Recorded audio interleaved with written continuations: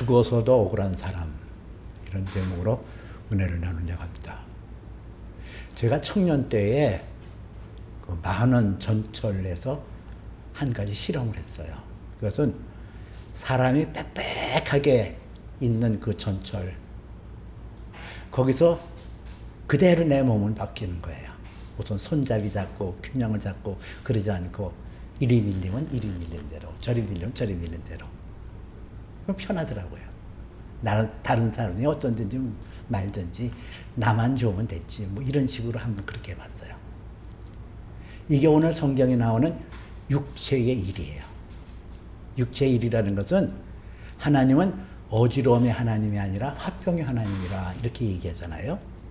근데 그 하나님이 정하신 율례와 법도, 기준, 이런 것을 다 깡그리 무시하고 내 편하면 된다. 이게 육체의 일이라는 거예요.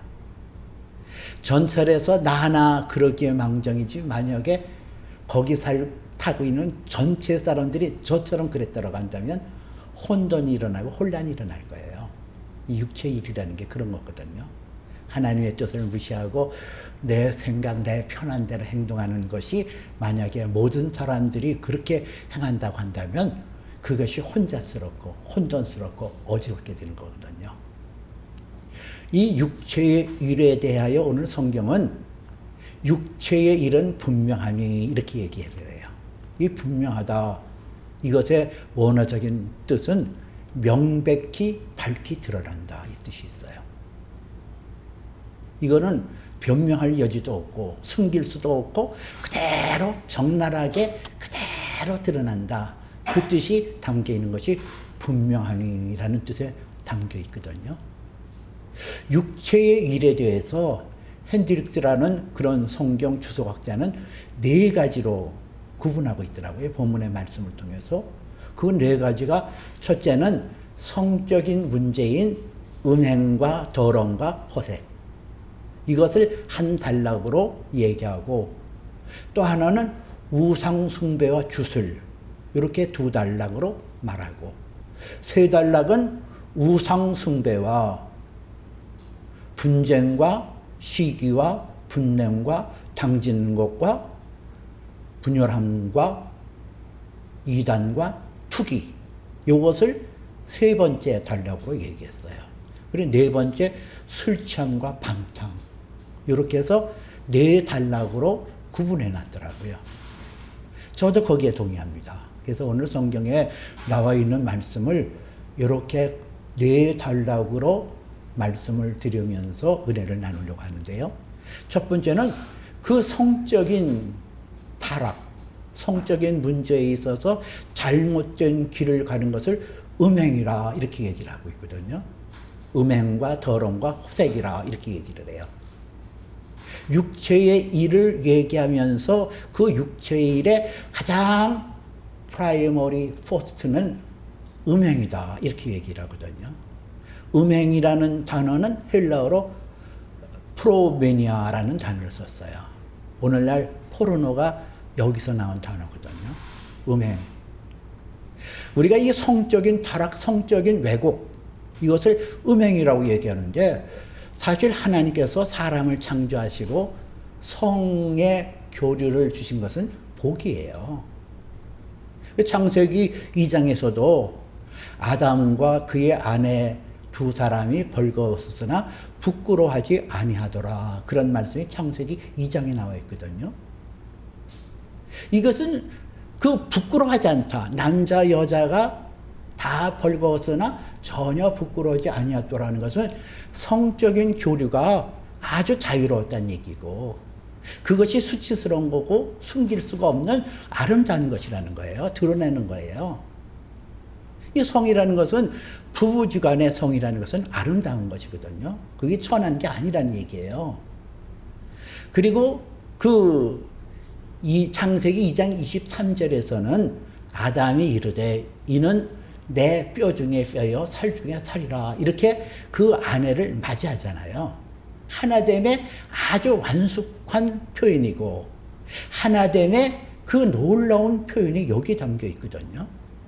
이 성적인 교리라는 것은 창세기 1장 28절에 하나님이 그들에게 복을 주시며 이르시되 그들에게 생육하고 번성하고 땅에 충만하라. 그렇게 약속이며 복을 내려줘요.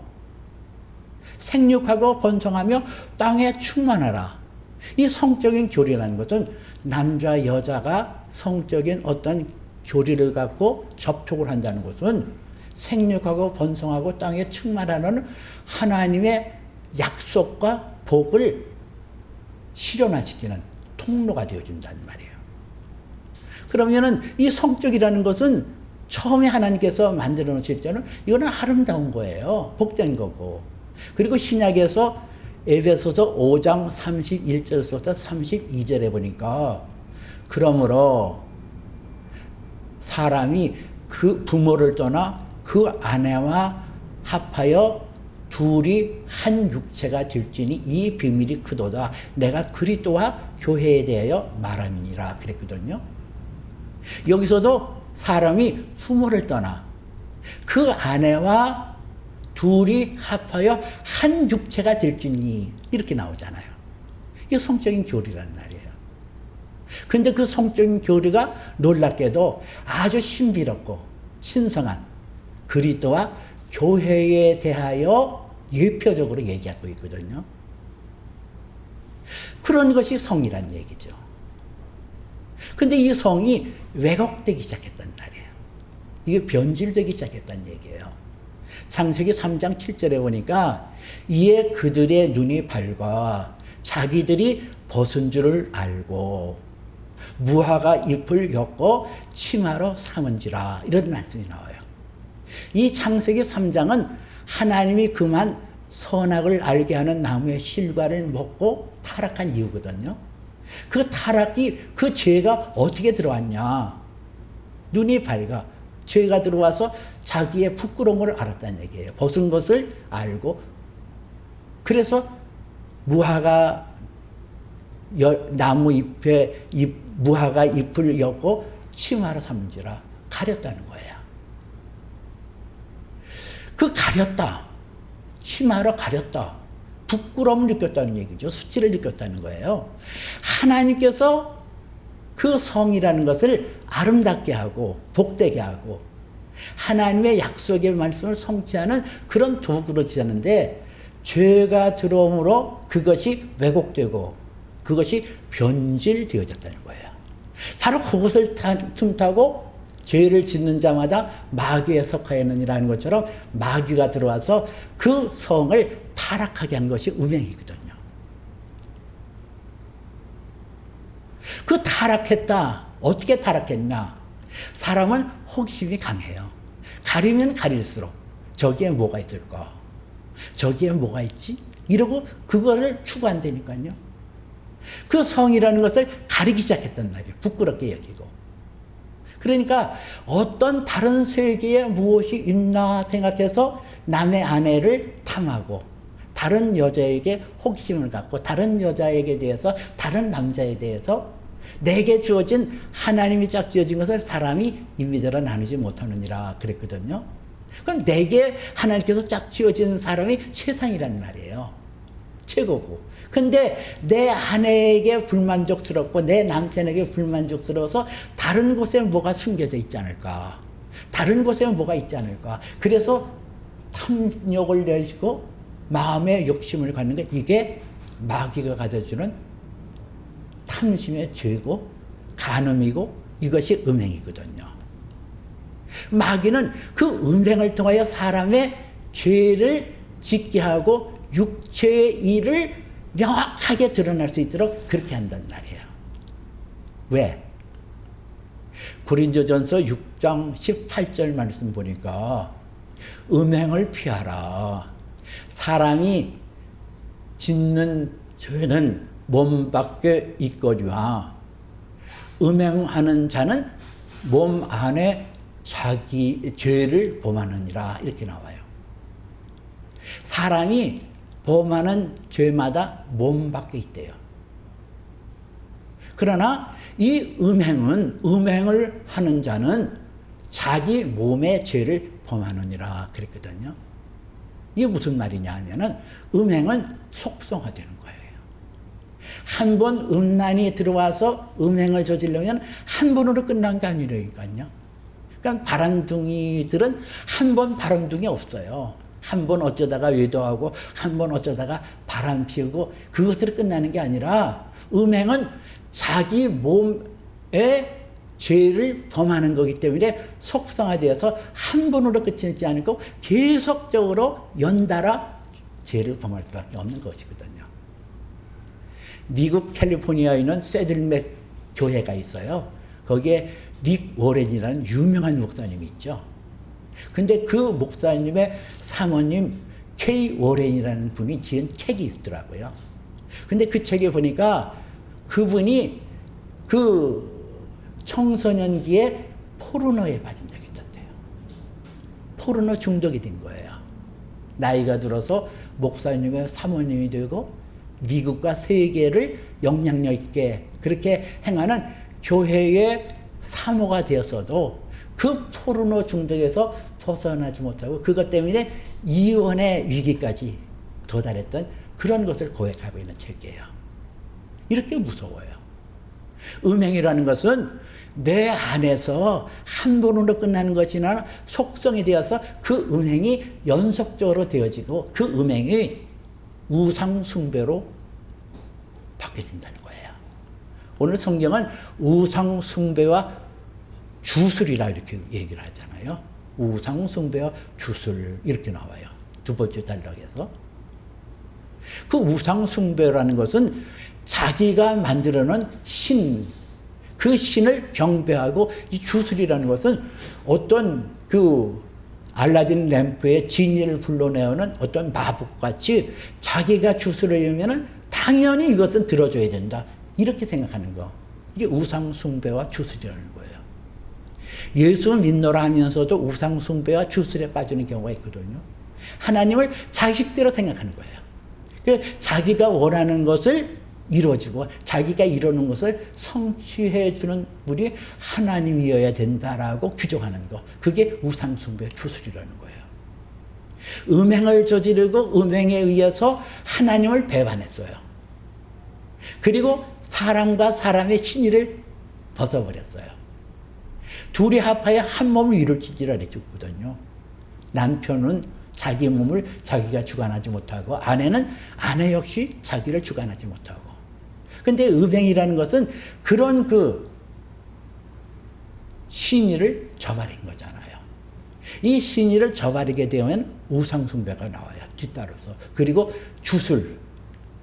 자기 멋대로 신앙생활하는 거. 세상 사람들은 말할 것도 없고. 그리고 세 번째 단락이 우상숭배를 하게 되어지면 그 다음 단계가 나오는데 그것은 원수 맺는 것이라고 그랬어요. 원수 맺는 것과 분란과 시기와 분냉과 당짓는 것과 분열함과 이단과 투기다 이렇게 나오잖아요. 원수를 맺는다. 너를 사랑할 수 없어요. 이게 비극이거든요, 여러분. 사람은 하나님을 사랑하고 내 이웃을 내 몸처럼 사랑하라. 이것이 율법이요 온 선지자들의 강령이니라. 성경은 그렇게 말해요. 근데 원수 맺는다. 사랑할 수가 없어요. 사랑해야 되는 대상을 사랑하지 못한다니까요. 사랑하는 아내를 사랑하는 남편을 사랑할 수 없고 사랑해야 되는 자녀를 사랑할 수 없고 사랑해야 되는 이웃을 사랑할 수 없어요. 분쟁과 시기 다 남 탓하는 거. 이게 원수 맺는 거거든요. 너 때문에 그래. 내가 왜 인생에 이렇게 된 줄 알아? 너 때문에 그래. 너. 시기, 분냄, 화가 나고 그냥 막 내가 저 인간 만나서 내 인생이 이렇게 됐네. 이런 것들. 그리고 당짓는 거. 끼리끼리. 유유상종이라고. 끼리끼리 모여서 불만 토래하고 분열하고 이단에 빠지고 투기하고 이런 것이 원수 맺는 것들의 모습이라니까요. 이렇게 원수 맺는 것이 일상화되어지면 고립이 되어지는 거예요. 나는 나다. 아이솔레이트. 이 고립이 되어지는 거거든요. 그 고립되어지면서 인간은 어딘가 모르게 쾌락을 누려야 돼요. 그것이 술 취향이에요. 술 취향과 방탕. 뭐 세상에 볼 거 있어. 뭐 세상에서 즐기면서 살면 되지 뭐. 아 세상 뭐 노세 젊어서 놀아 늙어지면 못 노나니 이러면서 술 취하고 방탕하고 그리고 세상을 즐기는 것이 삶의 가치가 되어지고 기준이 되어지고 삶의 목표가 되어진다는 거예요. 이게 육체의 일이 아주 분명하게 나타나는 모습들이라는 것이죠.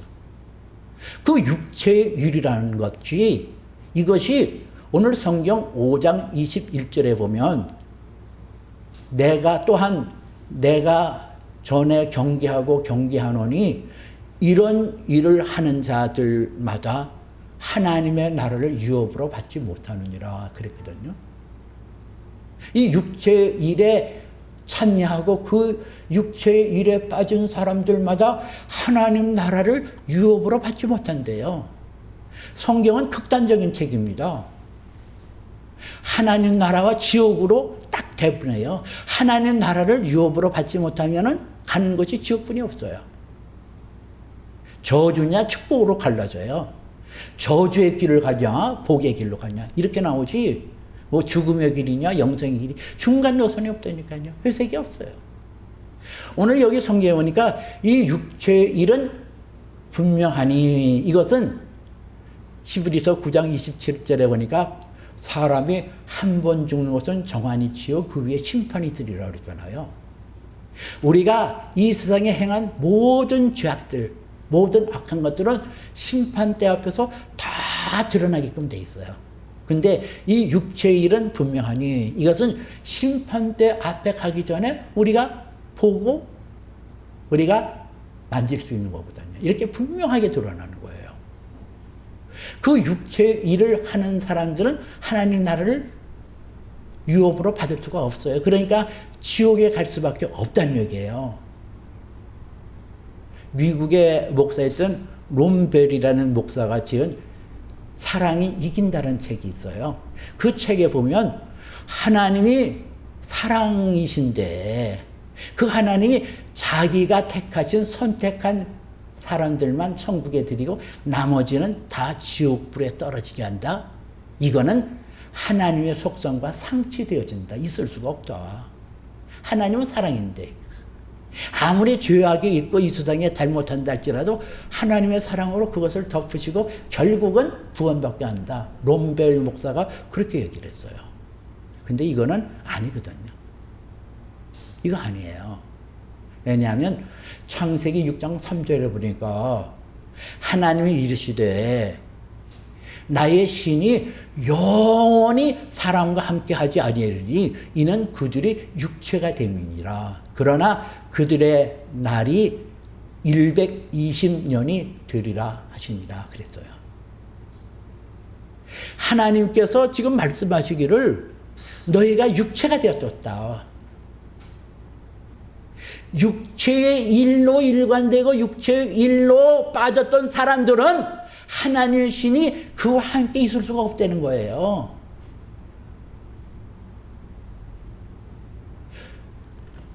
마태복음 24장 37절에 보니까 노아의 때와 같이 인자의 임함도 그러하리라. 홍수 전에 노아가 방주에 들어가는 날까지 먹고 마시고 장가들고 시집가고 있더니 이런 말씀이 나와요. 이게 육체에 임하는 사람들의 모습이거든요. 노아의 때에 갇힌 모습대로 먹고 마시고 장가들고 시집가고 뭐 세상 너세 누세 이렇게 아유 천국이 뭐 있어 천국 그거는 신경 쓸 거 없어. 죽어봐야 알지 나 그런 거 신경 쓰잖아. 장가들고 시집가고 나름대로 이 세상에서 자기의 가치 기준을 세우고 자기 소견에 옳은 대로 행했겠죠. 이런 사람들. 근데 하나님께서 120년을 노아의 홍수 때에 그들에게 기간을 주신 것처럼 하나님께서는 수도 없이 많은 선지자와 많은 복음 전파자들을 통해서 돌아오라고 얘기했잖아요. 그런데도 끝까지 육체의 일을 버리지 않고 하나님 앞에 돌아오지 않으면 하나님께서는 그 사람이 쓸모없는 거예요. 워슬레스. 마태복음 25장 30절에 보니까 그 달란트 비유에서 그 무익한 종에게 이렇게 예수님이 말씀하시잖아요. 이 무익한 종을 바깥 어두운 데 내어 쫓으라. 거기서 슬피 울며 이를 갈미 있으리라 그랬어요. 여기 무익한 종이라 이렇게 나잖아요. 무익하다. 영어 성경에 보니까 워스레스라고 그랬더라고요. 가치가 없다. 하나님과 앞에 가치가 없는 존재가 있다니까요. 어떤 사람? 육체의 일에 빠진 사람, 세상에 빠졌던 사람, 하나님에게 관심이 없고 하나님의 경륜에 대해서 전혀 생각지 아니하고 세상에 빠져들어서 세상의 흡족함으로 자기의 영혼을 달래고 자기를 내세우려던 하는 사람, 이 사람들이 육체의 일에 빠진 사람들이고 그 사람들은 성경에서 무익한 사람이라 워스레스, 쓸데없는 사람이라 유질레스 이렇게 얘기를 하는 거예요. 지옥은 있어요. 쓰레기를 버리는 쓰레기장이 있는 것처럼 영혼의 가치가 없고 영혼이 쓸모없는 인생들, 그 영혼들이 가는 것이 지옥이라는 말이에요. 예수님께서는 그 지옥에 대하여 말씀하시기를 거기서 슬피 울며 이를 갈미 있으리라 그랬잖아요. 왜 이를 갈아요? 억울하니까 가는 거 아니에요? 이를 드득드득 가는 게 억울한 거예요. 아니 왜 억울할까? 슬피 울며 이를 갈미 있으리라. 그 억울한 거예요. 왜 억울하죠? 이 지옥에 빠진 영혼들은 회개가 없어요. 자기 죄에 대해서 인식 못해요. 이게 무서운 거예요. 내가 무슨 죄가 있어서 여기에 빠졌냐? 아니 내가 뭐가 잘못돼서 여기에 빠졌냐? 회개도 없고 자기의 죄를 돌아보지 않거든요. 우리가 영혼의 상태가 되어지면은 천국 백성들은 하나님께서 우리에게 입혀주는 의의 옷을 입어서 찬란하고 영광스러운 모습을 간직하지만은 지옥에 빠진 영혼들은 벌거벗겨져서 그가 평생에 지은 모든 죄가 그 안에 고스란히 담겨있어서 그 영혼의 상태를 그냥 보면 다 안 되니까요. 그러니까 지옥에서는 서로가 서로를 질시하고 서로가 서로를 미워하고 서로가 서로를 무시하는 것. 그러니까 억울한 거예요.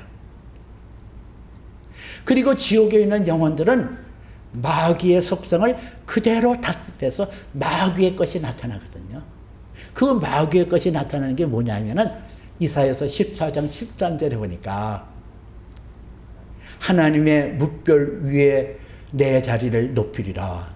내가 북극 지폐 산 위에 앉으리라. 이런 말이 나와요. 야, 이게 교만이잖아요. 하나님의 뭇별 위에 내 자리를 높이리라.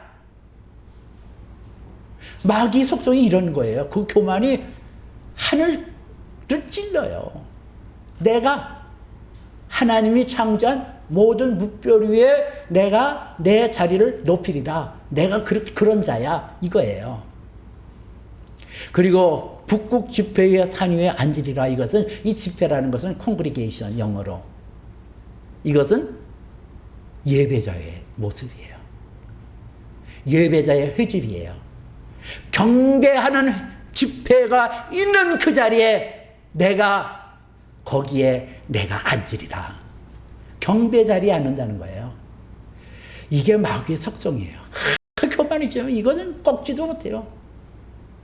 그 마귀의 속성을 가지고 인간이 길들여졌기 때문에 지옥에 빠지면 그 영혼이 마귀의 속성대로 내가 신이다 이렇게 나온다니까요. 여러분 웃겠죠 지금. 세상에 인간의 피조물이 중 주제에 죄악이 번복이 되어서 그 안에는 죄가 덕지덕지 붙어있는 그런 모습을 가지면서 내가 신이다라고 외치는 그들. 그렇기 때문에 억울한 거예요. 내가 누구건데 여기 왔냐? 내가 신이야. 내가 하나님의 묵별 위에 앉은 높인 나야. 내가 경배를 받아야 마땅한 존재인데 어떻게 내가 여기 와서 이 수치와 이 모욕을 당하고 이 고통을 당하냔 말이야. 이런 것이 지옥이라니까요. 억울하죠. 그러니까 일을 가는 거예요. 내 영혼이 육체의 일을 도모하고 육체의 일에 빠져서 나도 죽어서 억울한 지경에 가서는 안 된다는 말이에요. 내가 하나님 앞에 육체의 일을 벗어나서 죽어서도 억울한 모습으로 나타나지 않기 위해서 내 힘으로 육체의 일에서 벗어날 수 없어요. 예수 그리스도는 이 세상에 아주 억울한 분으로 따지자고 한다면 예수님 따라갈 분이 한 분도 없을 거예요. 창조주 하나님이, 만군의 하나님이 가장 천한 인간의 모습으로 나락지어서 내려온 거, 이건 객관적으로 보고 이성적으로 보면 너무너무 억울한 거예요. 그분은 의잖아요. 죄는 하나도 없으신 분이에요. 죄 없는 분이 가장 극악무도한 죄인의 자리에 놓여 있다.